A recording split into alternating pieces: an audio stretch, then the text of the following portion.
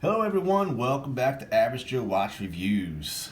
I'm not sure what I'm going to title this video, but I wanted to show you guys all of my divers, and I wanted to basically go into why I love divers, and of course, which ones have the best lume. I think first and foremost, the reason why I love divers is because I love, especially with these guys here, we have this is where you can get really colorful and yet still stay classy. But I love, like, when you get a new diver. I love playing with these bezels. I mean, I've never used these bezels for what they're supposed to be used for, but to really just sit there and just play with them. And there's so many different kinds. Like, obviously there's two different sounds and feels there. This one has a different feel as well. The Breitling has a really different feel here. And I mean, they're so much fun to play with. And here's an older one, actually. See? They're all different, okay? And yet, like, you can be sitting around and you can be bored and just twisting this around. Let's just be honest, guys. You've all done it. Anyone that's owned a diver has sat there and just played around with their bezel and just twisted it around for no reason whatsoever. And how many people can raise their hand and say that they actually use these divers for what they're intended for? So I don't see many hands out there. So what's the other reason why I'm so in love with divers? Okay, and I think it's just the way that they look on your wrist. They're just macho watches. Let's just be honest. I mean, I'm gonna let it all out today. I mean, these watches look good on the wrist. When you wear these are statement pieces. I mean, people notice these watches. Here's a Breitling. Here's something that kind of goes against my whole color scheme, but you know what I love about this watch is the fact that it's just, first of all, it's actually one of the smaller of the bunch that I have. This one's only a 40 millimeter. But it's so comfortable on the wrist. And let me tell you, one of the best straps on the market. Okay? This one is just one of my toughest watches, and I love wearing it. This is my second Breitling, actually. And this one's just a bigger version. It's a non-chronograph. This one's more simpler. But as you can see, very similar bands. I think it's just the best strap on the market, best bracelet ever produced by a watch company. That's just my opinion. Here's actually a very unique diver. A lot of people wouldn't even consider this a diver because it doesn't have the outer bezel, but this one actually has an inner bezel. So this one is actually the same thing, but it's on the inside. See? It does the same exact thing that my good old Mako would do, but it's just inside. The advantage of this is that, especially with the older models, and I'm talking about this and I'm talking about this, these are not ceramic. These are actually painted, so you can actually scratch these.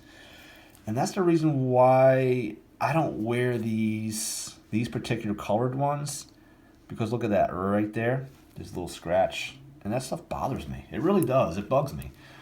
Which is why I like the Breitling. So let's get back to the Breitling. I like this because I can't... It's a lot tougher to damage, and I can't scratch the color off of any of these. So these are my tough divers that I would like to wear. Okay? These are the more robust ones, the ones that the color's not going to come off.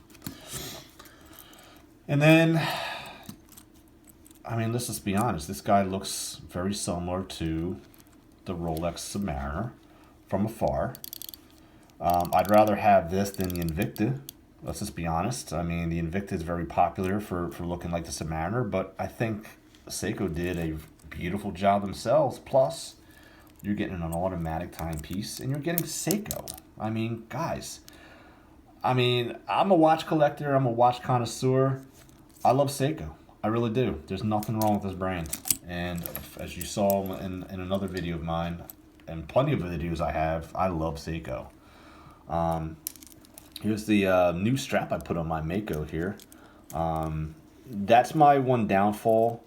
And Orient and Seiko. Orient is a subsidiary of Seiko, and they're both known for really just cheap bands. And this one is no exception. It looks okay, but these bands are just, I mean, look at the clasp, not very nice. Okay, but again, you're paying more for the watch itself, and that's all I care about. I don't care if you put a shoestring on this thing. You can buy aftermarket bracelets like this on Amazon, and I'll post that below. I got this one on Amazon for $30, and this thing is quality. I mean, look at this. Okay, so guys, when it comes to watches, who cares about the straps? If you love the watch but you hate the strap, okay, you can always switch it out for anything you want, and I think this one just sets it on fire, guys. So but one of my big things about divers that I don't see a lot of, which is why I love this one so much, is Hamilton. I love seeing the movement, guys. I love it. And I love the version of this Omega where you can see the movement, but I do love this watch, and I love it on this aftermarket strap that I bought as well. This one came with the metal strap, but take a look in the lights here. You see that that blue tint? Okay, you'll see the same thing with this Breitling here. See the blue tint? Both of these watch brands use what's called anti-reflective material. You don't see it. You see very little reflection here. But I put a Seiko here. Look at that. Okay, there's your difference right there. But $100, $5,000. Okay, big difference, guys. But the anti-reflective coating, as you can see, makes a huge difference, especially like in cases of photographing, taking a look at your watch in bright sunlight.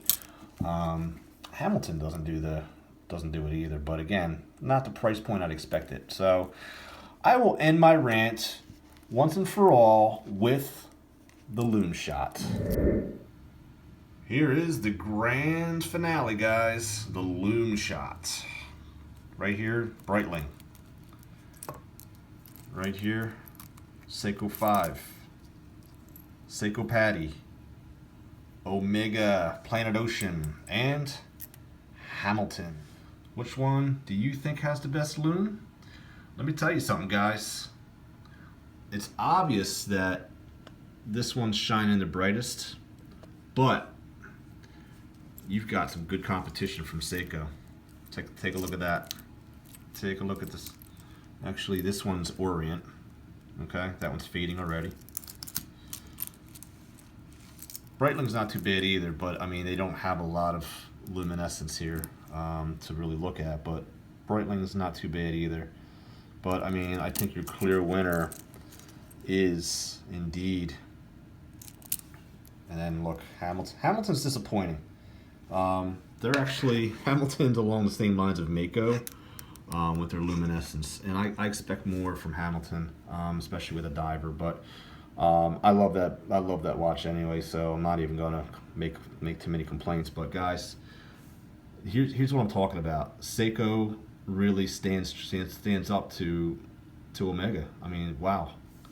And then your Breitling. So guys, that's my grand finale. It's almost like Christmas lights for me. This is my favorite part, I think, is just the Lume Shot. But guys, thank you very much for watching and listening to my rant. If you made it this long, I hope that this was a good treat for you. Thank you so much for watching, and have a great day.